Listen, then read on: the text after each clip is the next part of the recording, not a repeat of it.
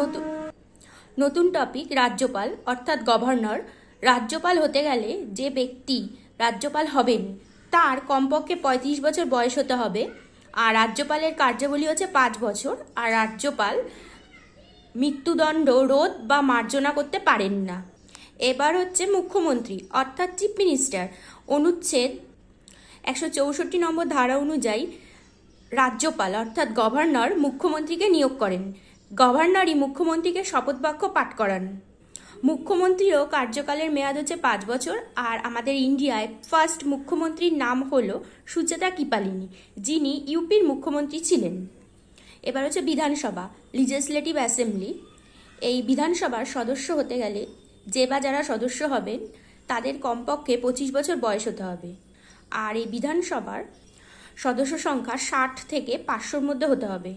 আর এই বিধানসভার কার্যকালের মেয়াদ হচ্ছে ৫ বছর। তবে গভর্নর অর্থাৎ রাজ্যপাল যদি চায় তাহলে 5 বছরের আগে বিধানসভা ভেঙে দিতে পারেন। এবার হচ্ছে বিধান পরিষদ, লিজিসলেটিভ কাউন্সিল। এর সদস্য হতে গেলে যে বা যারা এর সদস্য হবেন তাদের কমপক্ষে ৩০ বছর বয়স হতে হবে। আর এর কার্যকালের মেয়াদ হচ্ছে ৬ বছর। তবে প্রতি ৫ বছর অন্তর ১/৩ সদস্যরা অবসর নেন। এই ছিল গভর্নর, রাজ্যপাল, চিফ মিনিস্টার মানে মুখ্যমন্ত্রী, বিধানসভার বিধান পরিষদ নিয়ে সংক্ষিপ্ত আলোচনা। ভিডিওটা যদি তোমাদের ভালো লেগে থাকে অবশ্যই লাইক অ্যান্ড সাবস্ক্রাইব করতে ভুলো না।